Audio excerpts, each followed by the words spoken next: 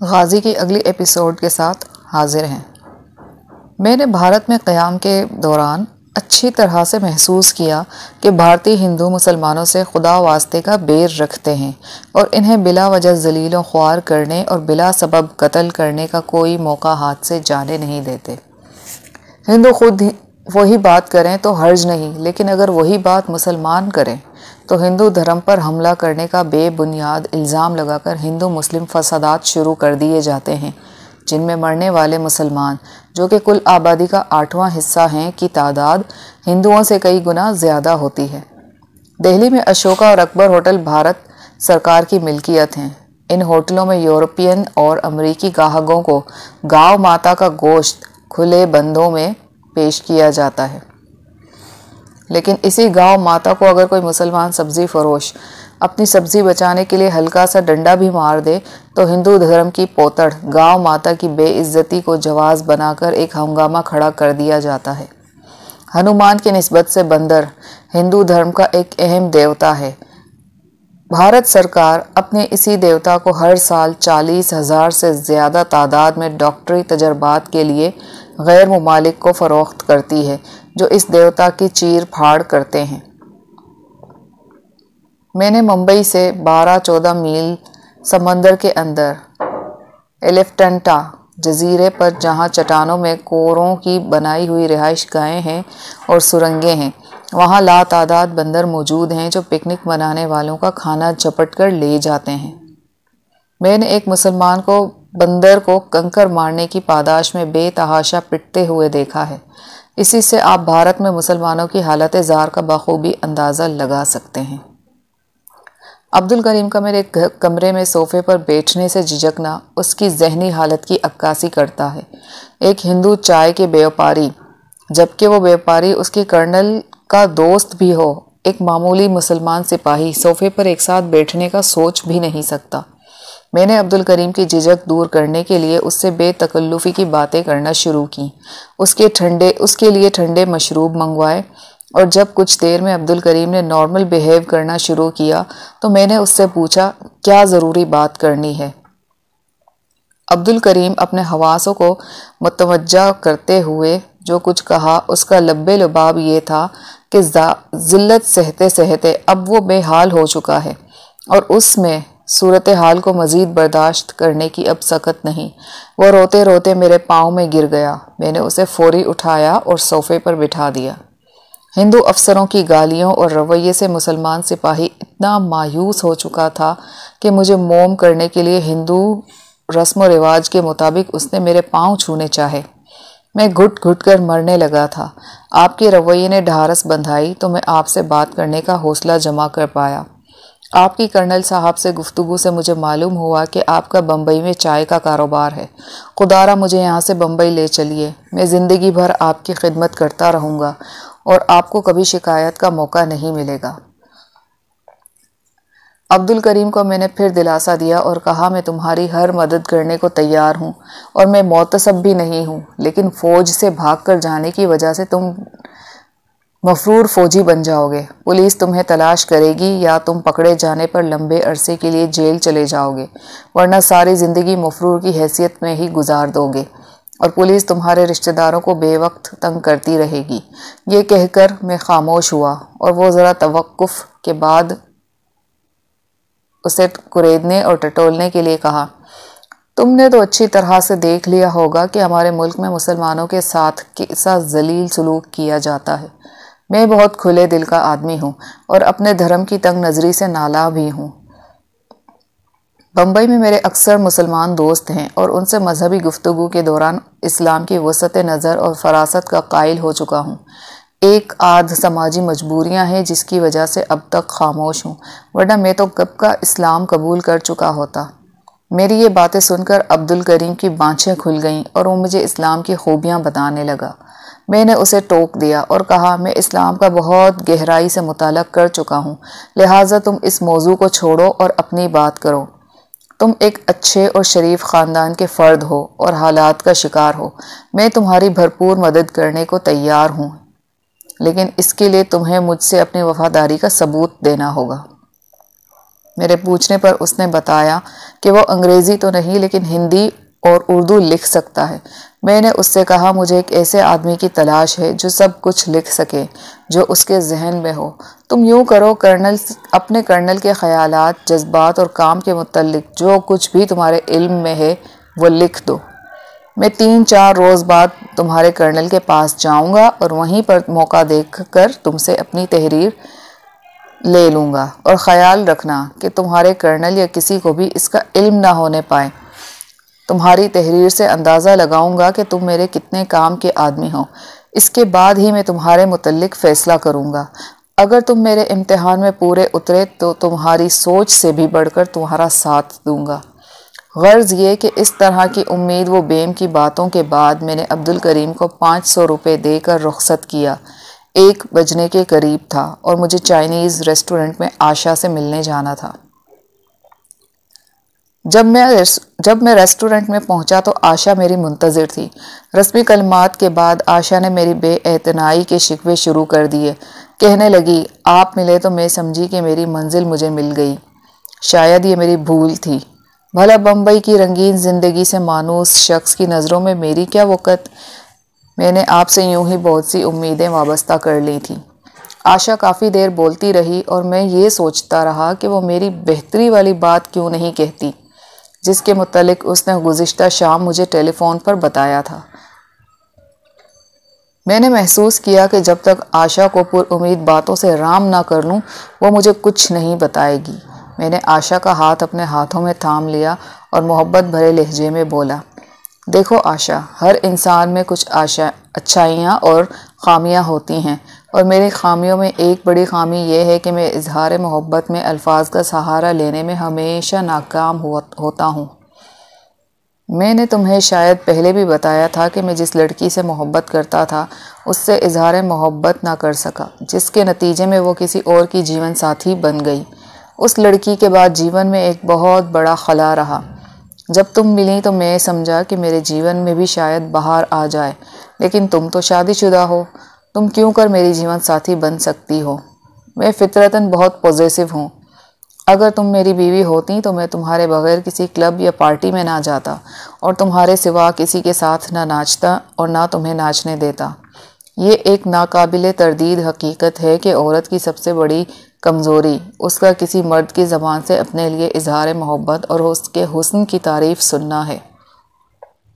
मैं उसे मुख्तलिफ शेर सुनाता गया और आशा के हाथ की मेरे हाथ पर गिरफ्त मजबूत होने लगी।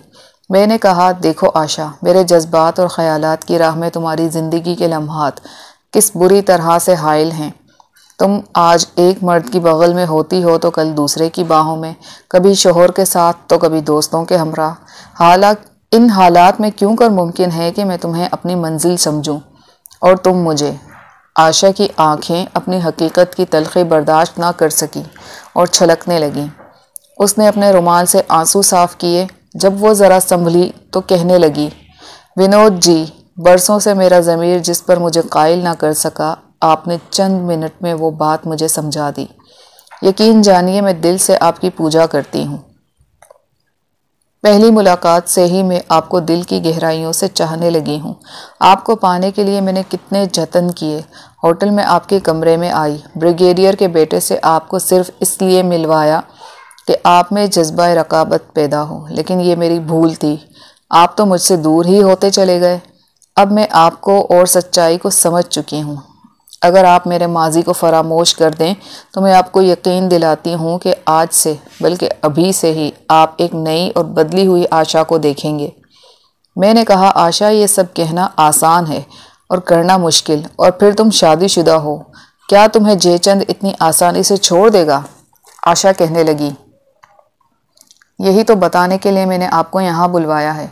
जयचंद ने MES के ब्रिगेडियर से, जिसके लड़के से मैंने आपको मिलवाया था, एक बहुत बड़ा ठेका इंतहाई कम रेट पर हासिल किया है और ब्रिगेडियर को 25 लाख रुपया रिश्वत दी है। इस ठेके के हुसूल में एक मिनिस्टर भी शामिल है जिसका ठेके से हासिल होने वाला मुनाफे में आधा हिस्सा है। मेरे पूछने पर आशा ने बताया कि उसके पास एक छोटा टेप रिकॉर्डर है जिस पर उसने जयचंद, ब्रिगेडियर और मिनिस्टर की सारी गुफ्तगू रिकॉर्ड कर ली है। क्योंकि कॉन्ट्रैक्ट के सिलसिले में ब्रिगेडियर, मिनिस्टर और जयचंद की मुलाकातें जयचंद के आलीशान बंगले में ही होती थीं। मैंने कहा, आशा, तुमने कल मुझसे कहा था मेरी बेहतरी का, भला इस ठेके के अंदरूनी हालात जानने से मेरी क्या बेहतरी होगी? आशा ने बड़े मासूमाना अंदाज में कहा, क्या मैं आपकी बेहतरी नहीं? और मैं कोई जवाब न दे सका। आशा ने कहा, इस रिकॉर्डेड गुफ्तगू की वजह से जयचंद ना सिर्फ मुझे आज़ाद कर देगा बल्कि मेरी ज़बान बंद रखने के एवज़ भारी रकम भी देगा, और आपके साथ मैं आपकी मर्ज़ी के मुताबिक ज़िंदगी गुजारूंगी। मुझे कुछ भी समझ नहीं आ रहा था कि आशा को क्या जवाब दूं। मैंने यूं ही कह दिया, आशा, अगर वाकई तुम्हें मुझसे मोहब्बत है तो क्या वो कैसेट मुझे सुनवा सकती हो?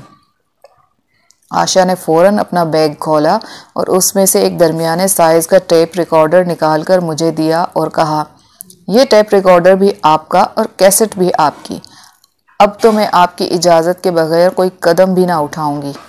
इधर मेरी हैरानी और परेशानी बढ़ती ही जा रही थी। नामालूम अंदाज में आशा ने मुझसे अपनी उम्मीदें वाबस्ता कर ली थी और उसे मेरी हकीकत का ज़र्रा भर भी इल्म ना था। मुझे आशा से ज़रा बराबर भी जज्बाती लगाव ना था। मेरी उसे अब तक जितनी भी मुलाकातें हुई थीं उनमें मेरे पेश नज़र एक ही मकसद था कि अपने वतन की आबरू और इज़्ज़त में इजाफ़ा हो, जिसके लिए मैं ज़िल्लत की इंतहाई गहराइयों में भी गिरने को तैयार हूँ। मैंने आशा को कहा कि वो मुझे कांटेक्ट करने में एहतियात बरते और अगर कभी इत्तेफाकन उसका अपने शोहर के हमरा मेरा आमना सामना हो जाए तो मुझे इग्नोर करे। जवाबन आशा ने कहा कि अब वो अपने शोहर या किसी और के हमरा कभी बाहर ना जाएगी, लेकिन मुझे हर रोज़ फ़ोन करेगी और ये कहकर मैं हर दूसरे तीसरे दिन उससे मिलूँगा। खाना तो हम कभी का खा चुके थे। रेस्टोरेंट से पहले आशा बाहर निकली और अपनी गाड़ी में चली गई। चंद मिनट बाद मैं बाहर निकला और टैक्सी लेकर अपने साथियों के हमरा अपने साथियों के घर की तरफ रवाना हो गया। मेन होटल से पूरी तैयारी से निकला था। पिस्टल और रुपए मेरे साथ साथ थे। साथी मेरे इंतज़ार में थे। थोड़ी देर बाद हम दो टैक्सियों में सराय बेरम खान की तरफ रवाना हो गए। यशवंत से मुकर्ररा वक्त से पहले वहां पहुंच गए। बजाय छप्पर होटल में इंतज़ार करने के मैंने सोचा इस इलाके में घूमा जाए। हम दो दो की टोलियों में आगे पीछे चल पड़े। ये मुसलमानों की आबादी का इलाका था। छोटे छोटे एक मंजिला घर और छोटी छोटी दुकानें थीं। एक दुकान पर हमने ठंडी दूध भरी बोतलें पीं और फिर वापस लौट आए। पहले की तरह मैंने छप्पर होटल में अपना मोर्चा संभाला और मेरे साथी भी इधर उधर मुख्तलिफ जगहों पर डट गए और यशवंत का इंतज़ार होने लगा। इस इंतज़ार के दौरान पुलिस की एक गाड़ी फिर होटल के सामने आकर रुकी। पुलिस एहलकारों ने चाय पी। दिल्ली पुलिस के मातहत अमले के लोग कमज़ोर और गुर्बत के मारे हुए नज़र आते थे, जो इस मामूली होटल में चाय पीने के लिए चले आते थे। उनके जाने के थोड़ी देर बाद यशवंत आता दिखाई दिया। वो आज निस्बतन बेहतर हालत में था। उसके रेस्टोरेंट में पहुंचने के करीबन 10 मिनट बाद मैं भी रेस्टोरेंट में दाखिल हो गया। यशवंत कोने में टेबल पर बैठा हुआ था और उसने चाय का ऑर्डर दे रखा था। चाय पीते पीते उसने एक पैकेट मुझे थमा दिया। यह पैकेट उसने अपने लिबास में से निकाला था। मैंने भी वो पैकेट अपनी कमीज़ के अंदर डाल दिया और पैंट की जेब से रुपयों का लिफाफा निकालकर उसे दिया। उसने धीरे से पूछा, कितने हैं? मैंने कहा, 5,000। यशवंत के चेहरे पर मुस्कुराहट आ गई। उसने लिफाफा जेब में डाल लिया। मैंने कहा, आज तो शमी के यहाँ जाओगे? वो झींप गया और धीमे से कहा। मैंने कहा, पैकेट की वापसी पहले की तरह होगी। कहने लगा, मैं वहाँ 12 बजे तक रहूँगा। वापसी पर घर के पास मिल जाएं तो बहुत बेहतर होगा, क्योंकि मेरे घर वाले पहले ही मेरे देर से आने से नाला हैं और मेरे आने के बाद अगर कोई मुझे मिलने आए तो बहुत बुरा मनाते हैं। वो राजदारी के लहजे में बोला, औलाद जवान हो जाए तो बूढ़े वालिदैन को यकसर नज़रअंदाज कर देती है और इनके इसी रवैये ने मुझे शमी के यहाँ जाने पर मजबूर कर दिया। आखिर मैं भी तो इंसान हूँ। सारा दिन दफ्तर में काम करते करते थक जाता हूँ। घर आता हूँ तो बच्चे बात तक नहीं करते। दफ्तर में दफ्तर का काम और घर में कोई बात तक ना करे। आखिर ऐसा कब तक चल सकता है? मैंने उठते हुए यशवंत को थपकी दी और कहा, ये बाला खाने आबाद करवाने में घर के अफराद का बड़ा दखल होता है, वरना कोई शख्स अपना रुपया और वक्त घुंघरुओं की आवाज़ में सर्फ ना करता। और ये जानते हुए भी कि इन बाला खाने वालियों की मुस्कुराहट, हंसी और अदाएं सब मसनूई होती हैं और ये सिर्फ रुपया बटोरने के ढंग हैं। कोई भी शख्स बेवकूफ़ ना बनता। यशवंत के उठने से पहले ही मैं बाहर निकल आया। मेरे साथियों को इल्म था कि ये मीटिंग मुख्तसर होगी। उन्होंने पहले ही 2 टैक्सियां रोक रखी थीं। हम उनमें सवार होकर साथियों के घर के करीब उतर गए। इस बार यशवंत के पैकेट में पहले की तरह टॉप प्रायोरिटी और कॉन्फिडेंशियल की मोहरों वाले खतूत थे। हमने खतूत की कापियां बनानी शुरू कर दी। ये 50 के करीब थे। मेरे साथी कापियां बनाते रहे और मैं पलंग पर दराज हो गया। आज मैं काफ़ी थक चुका था और रात को पैकेट वापस करने मैंने ही जाना था। ये जुम्मा की रात थी और यशवंत से मैंने हफ्ते के रोज़ 3 बजे दोपहर गोलचा सिनेमा के रेस्टोरेंट में मिलने को कहा था, जहां मैं नया पैकेट वसूल करने के अलावा उससे मुफस्सिल बातचीत करना चाहता था और आइंदा पीर को मुझे पाकिस्तानी कॉन्टैक्ट से भी मिलना था। रात को 11:30 बजे में कागजात का पैकेट लेकर यशवंत के घर की तरफ रवाना हुआ। हस्बे मामूल मेरा एक साथी मेरी हिफाजत के लिए मेरे हमराह था। पुरानी दिल्ली का ये इलाका हिंदुओं की आबादी का था और रात को जल्द ही बेरौनक हो जाता था। मैंने ये बात बहुत अच्छी तरह महसूस की थी कि भारतीय हिंदुओं की अक्सरियत सकूत ढाका और अपनी कामयाबी पर बजाय खुश होने के पुरमुज़्दा थे। शेर को उन्होंने ज़ख्मी तो कर दिया था, लेकिन अब वो इस बात से खौफज़दा थे कि न जाने ज़ख्मी शेर कब अचानक बदला लेने के लिए हमला कर दे। भारतीय फ़ौज के महकमा जासूसी को भी इस वक्त तक यकीनन इल्म हो चुका था कि पाकिस्तान ने अपने प्रिजनर ऑफ वॉर की कमी पूरी करने के लिए 4 नए डिवीज़न्स को भी रेज़ कर लिया था, जो जदीद असलह से लेस थे। फिर पाकिस्तान की अफवाज को साबिका मशरिकी पाकिस्तान का अब दिफा भी तो नहीं करना था और इनकी तमाम तर ताकत मगरबी पाकिस्तान के दिफा पर मरकूज़ थी। दिल्ली में इस तरह की कई अफवाहें गर्दिश कर रही थीं कि पाकिस्तान पूरी ताकत से दिल्ली पर हमला आवर होगा और पाकिस्तान की छाता बरदार फौज दिल्ली में उतारी जाएगी और अलहदगी पसंद सिख पाकिस्तान के लिए 5th कॉलमिस्ट का काम करेंगे। दिल्ली में हर इतवार को हवाई हमले से बचाव के लिए सायरन टेस्ट किए जाते थे। भारतीय हिंदुओं का खौफ दूर करने के लिए भारतीय हुकूमत ने गालिबन 74 में पाकिस्तानी सरहद के करीब एटमी धमाका किया था। हालांकि वो कई साल पहले ही एटमी ताकत बन चुका था और अपनी इस कामयाबी को पोशीदा रखे हुए था।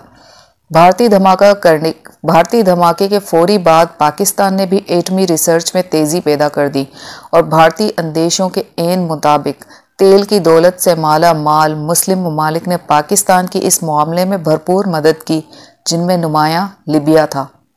कर्नल कज़ाफ़ी के अहकाम पर यूरेनियम के 238 के खाम मवाद से भरे हुए 20 ट्रक जनूबी अफ्रीका में सफ़र के दौरान गायब कर दिए गए, जिन पर लदा खाम यूरेनियम पाकिस्तान पहुंचा दिया गया। ये खबर आलमी ज़राए अबलाग ने बड़े ज़ोर शोर से जारी की और उसकी बुनियाद पर इस्लामी बम का शोशा छोड़ा, जिसकी पाकिस्तान ने कभी कतई तरदीद नहीं की। यही खौफ भारतीय हिंदुओं में समा चुका था। पाकिस्तानी छाता बरदारों के खौफ से मिडिल क्लास हिंदू सरे शाम ही अपने घरों में दुबक जाते थे। जब हम यशवंत के घर वाली सड़क पर पहुंचे तो सिर्फ इक्का दुक्का टैक्सी और रिक्शा नजर आए। दुकानें सब बंद थीं। हमने इस बार टैक्सी नहीं छोड़ी और टैक्सी में ही बैठे रहे। थोड़ी ही देर बाद यशवंत की गली के सामने एक रिक्शा रुका और उसमें से झूमता यशवंत बरामद हुआ। मैं पैकेट लिए तेजी से उसके पीछे गया। शराब और शमी के रक्स ने उसका नशा दोबाला कर दिया था। वो झूमता और गुनगुनाता हुआ अपने घर की तरफ जा रहा था। मैं उसकी ये मसनूई खुशी उससे छीनना नहीं चाहता था, लिहाजा उसे पैकेट थमाकर और अगले दिन गोलचा सिनेमा में मिलने की याद दहानी करवाकर वापस पलट आया। अपने साथी को उसके घर के पास उतारा और कनाट पैलेस पर टैक्सी बदलकर अपने होटल आ गया। अगले रोज सुबह मैंने आशा की दी हुई कैसेट कई बार सुनी। उसमें 3 अफराद की गुफ्तगू और गिलासों की खनक में कभी आशा की आवाज़ उभरी होती थी। ठेके से मुतल्लिक उमूर पर गुफ्तगू और बचत के मुतालिक अंदाजे बयान किए गए थे। सिर्फ एक बात ऐसी थी जिससे आशा की सच्चाई का सबूत मिलता था। गालिबन ब्रिगेडियर ने कहा था, सर ठेका तो मैं दे देता हूँ, लेकिन दूसरे ठेकेदारों ने शोर मचाया और बात इंक्वायरी तक पहुँच गई तो फिर क्या होगा।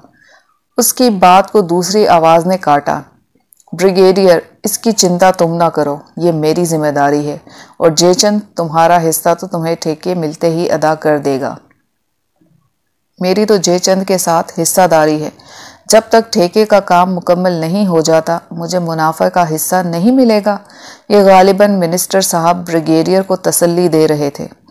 इसलिए ये कैसेट कारआमद साबित हो सकती थी, लेकिन इसके लिए आशा का ताउन ज़रूरी था।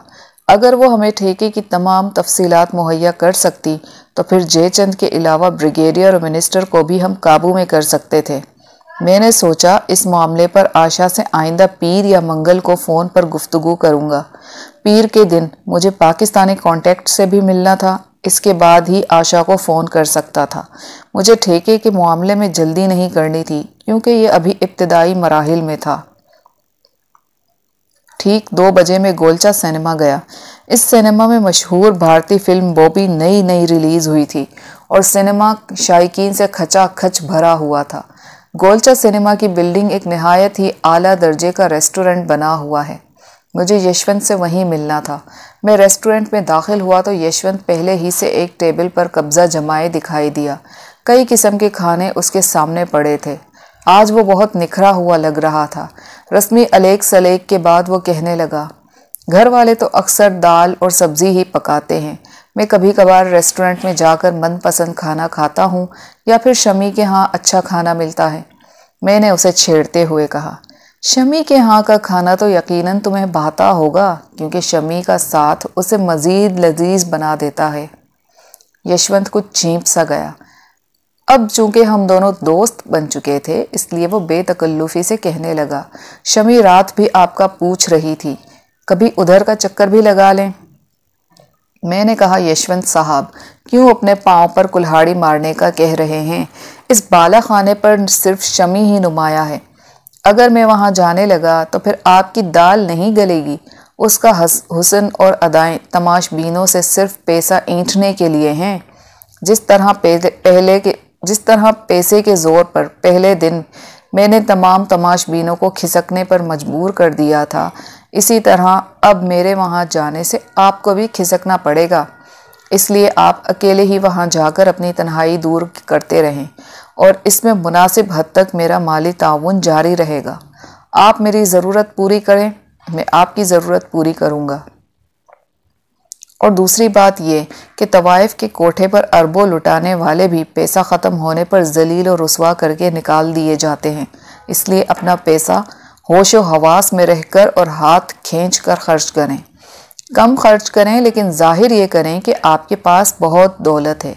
ये तवाइफें भूखी बिल्ली की तरह आपके इर्द गिर्द चक्कर काटती रहेंगी। यशवंत खामोशी से मेरी बात सुन रहा था, लेकिन उसके चेहरे से साफ आया था कि बुढ़ापे के इश्क से अब बचना उसके बस में नहीं, और मैं यही चाहता था कि शमी की वजह से यशवंत हमारी हर ज़रूरत पूरी करने पर मजबूर रहे। मैंने गनीमत जानकर कहा, वैसे यशवंत साहब आपकी पसंद भी लाखों में एक और लाजवाब है। शमी पर तो दिलो जान नहीं, दोनों जहां भी निछावर करने पड़े तो सौदा महंगा नहीं। यशवंत खिल उठा और कहने लगा, विनोद भाई अब ये तो भगवान के और आपके हाथ में है कि मैं शमी को हासिल कर सकूं। कल की डाक आपको कैसी लगी? मैंने जवाब दिया, कोई ख़ास नहीं, मामूली सी एक डाक थी। हालांकि ये बहुत अहम डाक थी। आर्मी हेडक्वार्टर्स के एक ख़त के ज़रिए भारत को 10 और 7 नंबर डिवीज़न कमांडरों को मुत्तला किया गया था कि सिख लाइट इन्फेंट्री की तमाम रेजिमेंट्स को, जिनकी नफरी 35,000 से ज़्यादा थी, 1 माह के अंदर डिवीज़न से हटाकर तरीपुरा में मुकीम जाट रेजिमेंटों, नफरी तकरीबन 30,000 की जगह तैनात किया जाए। भारत के 7 और 10 नंबर डिवीज़न पाकिस्तानी बॉर्डर के करीब थे। यशवंत कहने लगा, अब जबकि मैं आपके लिए इतना बड़ा रिस्क ले चुका हूँ तो ये इंतहा तक जाने को भी मैं तैयार हूँ। बस आप हुक्म करते जाएं, मैं तामील में कोई कसर ना उठा रखूँगा। मुझे अचानक ख्याल आया और मैंने यशवंत से कहा, तारापुर के एटमी बिजली घर से रेडिएशन से महफूज ट्रक टाटा रिसर्च इंस्टीट्यूट को बाकायदगी से जाते हैं और उनकी सिक्योरिटी फौज के कमांडोज के सुपुर्द है। तारापुर का एटमी प्लांट भी उनकी निगरानी में ही है, इसलिए एटमी प्लांट और टाटा रिसर्च इंस्टीट्यूट के मुतल्लिक हेडक्वार्टर्स को मुत्तला किया जाता होगा। ऐसी तमाम फाइलें मुझे दरकार हैं। यशवंत खामोश हो गया, जैसे कुछ सोच रहा हो। मैंने बेरग़बती बरतते हुए कहा, मैंने तो यूं ही आपसे बात कर दी, वरना एटमी बिजली घर और रिसर्च इंस्टीट्यूट दोनों में हमारा राब्ता है और हमें मुफस्सल मालूमात मिल रही हैं। मैंने तो महज इन मालूमात को टैली करने के लिए आपसे पूछा था। हाँ, ये बात ज़रूर है कि इस काम के एवज़ आपको खासी बड़ी रकम मिल सकती थी। मैं खामोश हुआ तो यशवंत बोला, ऐसी 2 फाइलें हैं जो जनरल साहब अपने कमरे की सेफ में रखते हैं। मैं चूंकि कॉपिंग ब्रांच में सबसे सीनियर और सुपरिटेंडेंट हूँ, इसलिए इन फाइलों से मुतल्लिका डाक टाइप करवाने के लिए और आई हुई डाक फाइल करवाने के लिए जनरल साहब मुझे ही बुलवाते हैं। जनरल साहब के कमरे में पड़े टाइपराइटर पर ही मैं टाइप करता हूँ और कापियाँ फाइल में लगा देता हूँ। ये दोनों फाइलें अलग अलग नहीं, बल्कि एक फ़ाइल मुकम्मल होने के बाद दूसरी फ़ाइल ज़ेरे इस्तेमाल है। जनरल साहब के हुक्म के मुताबिक हर आने वाली डाक के जवाब की कॉपी उसके साथ स्टेपल कर दी जाती है। जनरल साहब का टाइपराइटर बिजली से चलता है और उनके कमरे में फोटोस्टेट मशीन भी है, लिहाजा कार्बन कॉपी नहीं बनाई जाती। मैंने कहा, कोई बात नहीं, आप उन फाइलों तक महज रसाई का हमें कोई फ़ायदा नहीं, लिहाजा इन बातों को भूल जाएं। अब ये बताएं कि जनरल और ब्रिगेडियर और दूसरे सीनियर अफसरान के दफातर की सफाई कौन कौन से स्वीपर करते थे। हमें उनकी रद्दी की टोकरियों में फेंके हुए कागज़ और उनके टुकड़े चाहिए। यशवंत फौरी बोला, आपका ये काम मैं करवा दूंगा और ऐसे तमाम कागजात मैं आपको मुहैया कर दूंगा। मैंने उसे टोका और कहा, नहीं यशवंत बाबू, दफ्तर में जो काम रूटीन में चल रहा है उसमें आपकी मुदाखलत शक पैदा कर सकती है। आप सिर्फ इन स्वीपर्स के नाम मुझे दे दें, ये स्वीपर्स का काम है और इन्हीं के ज़रिए हम लेंगे। दूसरे, इसका मुआवजा नहायत कलील होगा, जो आपके शायाने शान नहीं। बड़ा काम, बड़ा मुआवजा। जनरल की सेफ में पड़ी फाइलों का हुसूल है, जो आपके लिए मुमकिन नहीं। कुछ देर खामोशी के बाद यशवंत से अगली डाक के मुतल्लिक पूछा तो उसने कहा, आइंदा वो डाक हफ्ते में 2 दिन, मंगल और हफ्ते के रोज़ दिया करेगा। डिलीवरी के लिए दोनों दिन दफ्तर से वापसी पर उसकी गली के बाहर सड़क पर दूध दही की दुकान पर एक ही जैसे थैलों की तब्दीली के ज़रिए, और डाक की वापसी के लिए मंगल को रात 12 बजे जब वो चहलकदमी के लिए गली के बाहर तक आ जाया करेगा, और हफ्ते को शमी के बाला खाने से वापसी 11:30 से 12 बजे के दरमियान सड़क पर। मैंने कहा, अव्वल तो मैं खुद आया करूँगा, वरना मेरा एक साथी जिसकी बड़ी बड़ी मूछें होंगी और नज़र की ऐनक लगाई होगी तुम्हारे करीब आकर तुम्हें सिगरेट जलाने के लिए माचिस मांगेगा, और इसका कोड होगा डॉन। डॉन सुनते ही तुम से थैले तब्दील कर लेना। इसी दौरान यशवंत ने डाक का पैकेट टेबल के नीचे से मुझे थमा दिया, जिससे मैंने अपने लिबास में छुपा लिया। ये सब समझाकर जब मैं कुर्सी से उठने लगा तो यशवंत ने रुकते रुकते पूछा कि जनरल साहब के दफ्तर की फाइलों का कितना मुआवजा मिल सकता है। मैंने कहा, यशवंत बाबू, जो काम आप नहीं कर सकते उसके मुताल्लिक पूछने का फ़ायदा। आप दोस्त हैं, लिहाजा आपको बताता हूँ, कम अज़ कम 50,000 रुपया।